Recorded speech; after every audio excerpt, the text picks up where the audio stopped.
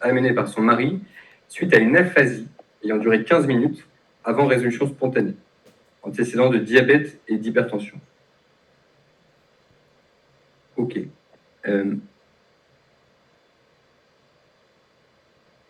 Ok. Quelle est votre première suspicion et pourquoi? Oui, mademoiselle qui a presque levé la main. Ouais.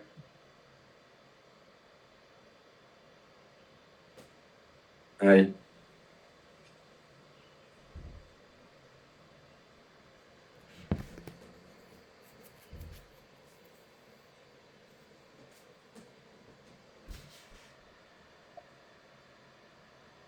On est entre nous, tu peux les... La majorité n'a pas lu son cours, donc tu vas choquer personne avec une mauvaise réponse, je crois.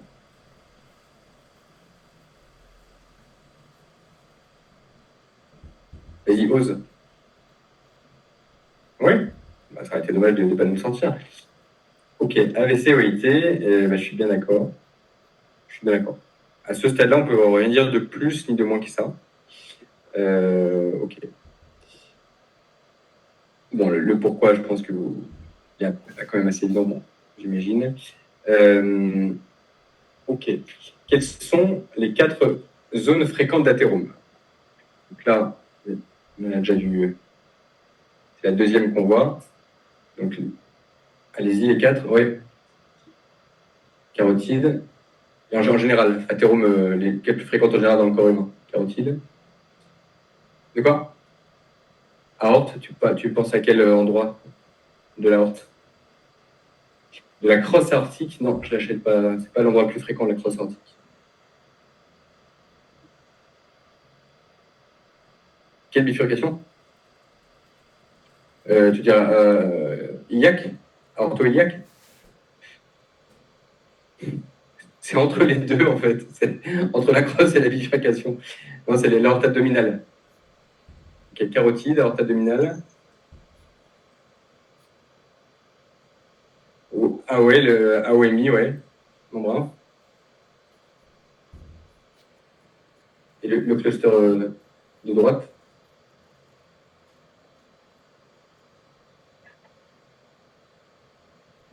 Oui.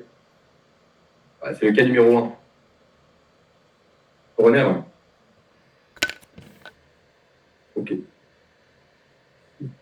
Alors, bon. Et en fait, c'est voilà, les grandes complications de ces localisations-là. Il y a la cardiopathies ischémique, on a vu le cas numéro 1, l'AVC, qui sont avec le cas numéro 2, et l'anévrisme de l'aorte abdominale. Donc l'anévrisme, c'est la définition d'anévrisme, c'est une perte de quoi? De rigidité, non. De quoi?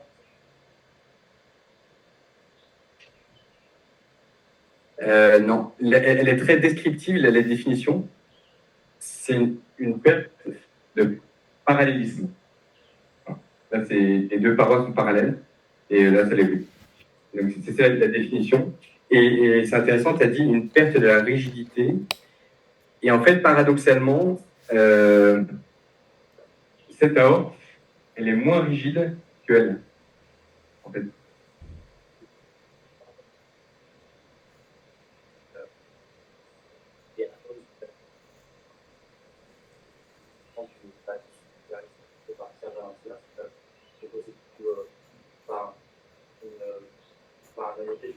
Oui, ouais, tout à fait. Mais je suis bien d'accord là-dessus. Mais la rigidité artérielle, c'est vraiment une composante de l'athérome. Et l'athérome, il se trouve peut-être extasiant. Ça, c'est une description assez coronaire. On a eu un vocal hier où normalement vos coronaires, j'espère, et les miennes aussi, sont droites, parallèles et lisses. Et après, parfois, tu as l'athérome, ça veut dire que à l'intérieur de ta coronaire, tu as des sténos, tu as des plaques, etc. Mais tu as aussi des formes d'athérome qui sont extasiantes. Ça veut dire que ça va déformer toute la structure pariétale artérielle et ça va faire des grosses. Les artères vont grossir en fait, les coronaires vont grossir et vont alterner des zones un peu anévrismales et des sténoses, des zones anévrismales et des sténoses. C'est de l'athérome extasiant. Et là, c'est un peu ça. cette déformation, elle est à la fois rigidifiante, mais elle peut être déformante aussi. C'est pas parce que c'est comme ça, c'est rigide, au contraire, ça c'est parallèle, mais pourtant c'est vraiment très souple. Vos aortes, je pense, sont très souples, et ça doit vraiment,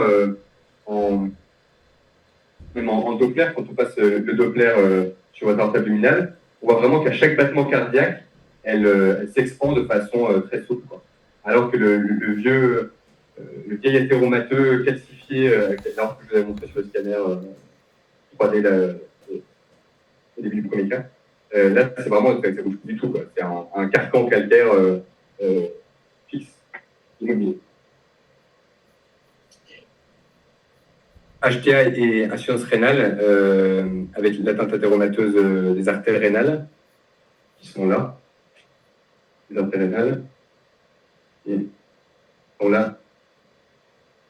L'anévrisme, c'est souvent le point clé d'un anévrisme de l'aorte abdominale, c'est quel est le rapport avec les artères rénales.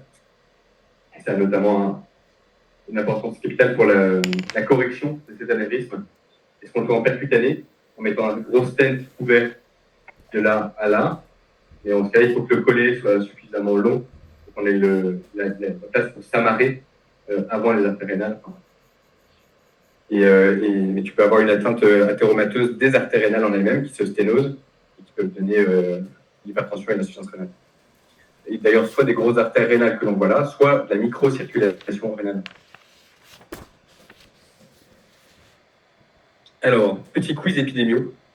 Quelle est la première cause de mortalité en France des hommes? Un cancer oui. du poumon. Oui, moi. Oui. Oui, bien vu. Des femmes? Oui. Tout à fait. Alors, cette dame, donc, 68 ans, aphasie, 15 minutes, tout ça, c'est vous l'urgentiste. Qu'est-ce que vous allez faire? Donc, effectivement, là, il y a eu un panneau AVC AIT qui s'est ouvert. Qu'est-ce que tu vas faire d'emblée?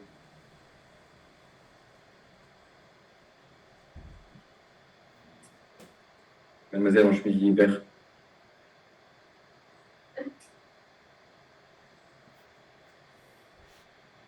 Est-ce que tu vas faire une coloscopie?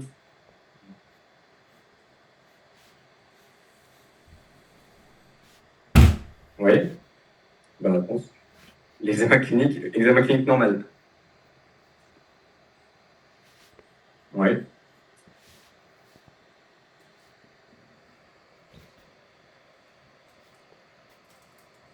Oui, quelles artères tu vas regarder?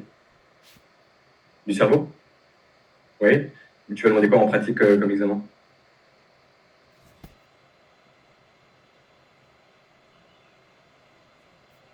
Alors, c'est sa voisine qui semble être une source d'inspiration importante pour toi.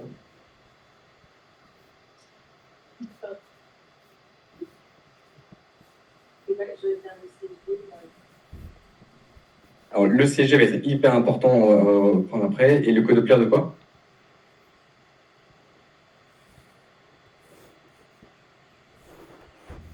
De quoi? Oui.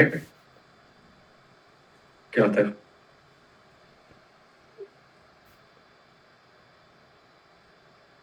Alors oui, dans ta cartographie globale d'extension, tout à fait, mais cependant, mais là, elle vient pour aphasie, tout ça. Là tu es en charge immédiate. Dans ta phase après, et il faudra bien que tu ressentes tes tiroirs de bilan d'extension athéromateux. Mais là, pour l'instant, tu es dans ta phase initiale. Elle arrive en panique avec son mari qui dit qu'elle a une aphasie 15 minutes, etc. Donc là, tu ne vas pas lui prescrire un Doppler de l'aorte abdominale à ce stade. Et ouais. Et du coup, quoi cérébral? Quel examen cérébral?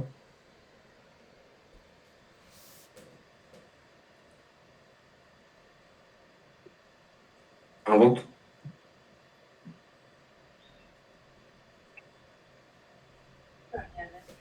Oui, ouais, une IRM, ça serait l'idéal. Si tu as une IRM facilement dans ton centre, là, c'est l'idéal. Et donc, dans l'idéal, IRM, sinon, si pas possible, scanner cérébral, en urgence. pour éliminer un processus hémorragique, parce que pour l'instant, tu vas pas lui balancer les antithrombotiques tout de suite. Donc, dans votre catégorisation, dans votre tête, antithrombotique, anticoagulant, antiagrégant, je pense que pour pas mal d'entre vous, c'est pas clair, mais en fait, c'est facile. La famille des antithrombotiques, c'est ce qui fait saigner. Et dedans, tu as les antiagrégants, aspirine, clopidogrel, Plavix, ticagrelor, Oreillic, prasugrel, Effiant, etc. Tu as la famille des anticoagulants, les AVK, les NACO, les Likis, etc. Tu as les anti-GP2B3A, l'agrastal, l'intégrillin, tout ça, que vous croisez moins, vous n'utilisez quasiment pas, mais peut-être vous l'étudiez en physio. Et après la thrombolyse, donc tous les thrombolytiques, Activise. Voilà. Donc la famille qui fait saigner, c'est les antithrombotiques en général. Et puis après, dedans, tu as antiagrégants, anticoagulants, anti-GPB3A et les fibrinolytiques. Donc on ne va pas balancer les antithrombotiques qui fait saigner, alors qu'on ne sait pas si ça se trouve, elle a un processus hémorragique dans la tête. Donc ceux qui disent ah, il y a un début d'AVC, tac, je balance l'aspirine, bah non, parce que en fait, statistiquement, tu vas te planter de façon grave à une proportion non nulle, où en fait c'était hémorragique et tu viens de lui donner un antithrombotique. Donc ça va aggraver les choses, c'est pas sympa.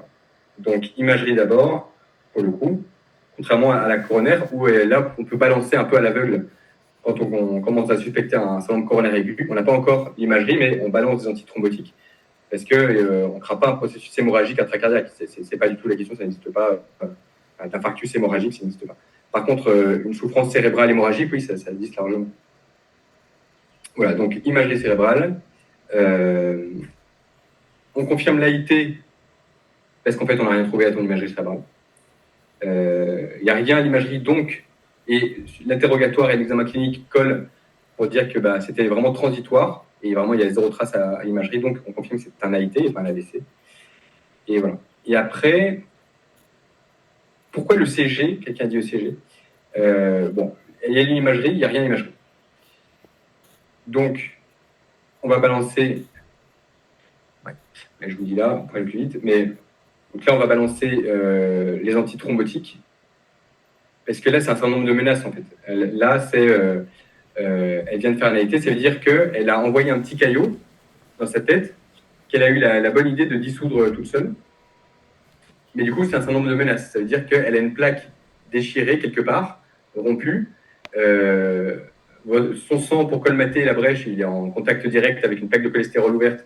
Il a voulu colmater la brèche. Le processus s'est emballé. Ça fait un petit caillot qui est parti là-haut. Et heureusement, au bout de 15 minutes, elle a dissous toute seule par sa thrombolyse personnelle. Elle a dissous le caillot toute seule. Donc, il n'y a pas de séquelles, il n'y a pas de dégâts. Mais cependant, tu as toujours une plaque déchirée quelque part. Donc, il faut balancer en urgence les anti-agrégants. Et maintenant que tu sais que ce n'est pas hémorragique. Et puis après, évidemment, la statine, etc. Quelqu'un a dit ECG. Pourquoi c'est une bonne idée? À part parce qu'il y a une illustration aidante sur la diapo. C'est pas interprété, c'est purement illustratif. Et pourquoi l'ECG va être maintenant qu'on a l'imagerie, c'était l'examen le plus important en phase 1. Maintenant, en phase 2, pourquoi on sait que ce n'est pas hémorragique, donc c'est ischémique. C'est quoi les deux grandes... Je vous aide. C'est quoi les deux grandes possibilités mécaniques, enfin, les deux grandes origines d'un AVC ischémique?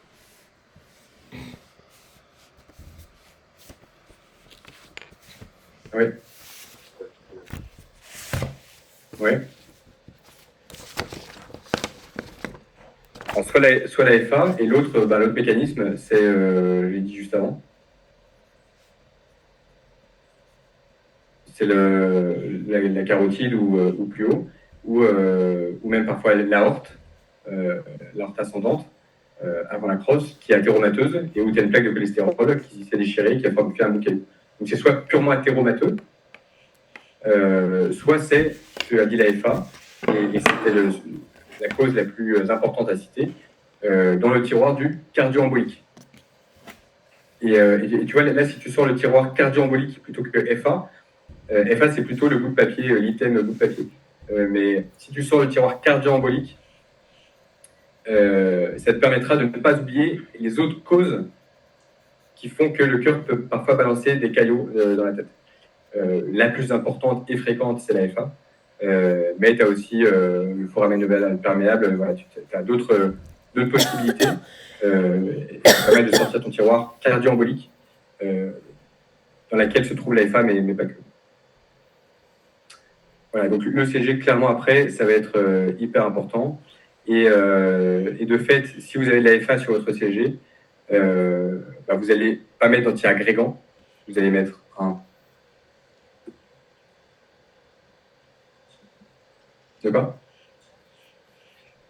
un antiarythmique peut-être, en fonction de votre stratégie de rythmique, mais en termes d'antithrombotique, d'accord ?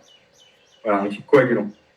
Parce que là, c'est pas un problème d'agrégation plaquettaire sur une plaque de cholestérol rompu, athéromateuse, où là, le mécanisme, c'est de l'agrégation surtout.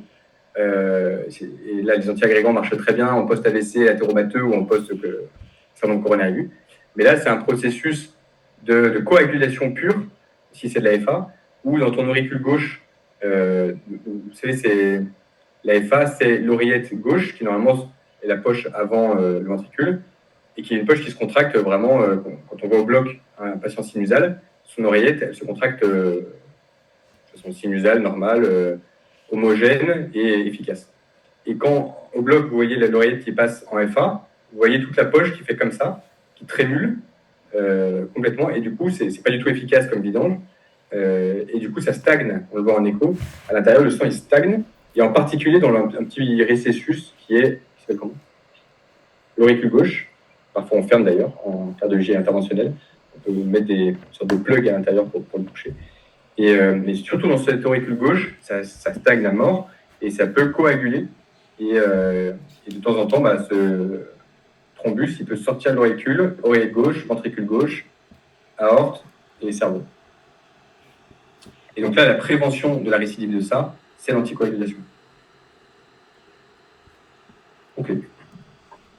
Alors, et là, on ressort notre tiroir bilan d'extension de la maladie athéromateuse. Si on a fait l'ECG, elle est pas en FA. On ne va pas se satisfaire d'un ECG en post-AVC. On va faire un Holter ECG, au moins un Holter ECG de au moins 24 heures, parce que la FA paroxystique est autant à risque thromboembolique que la FA permanente, quasiment. Donc là, on a fait le Holter ECG, il n'y a pas de FA non plus, et donc on est vraiment dans l'ambiance athéromateuse.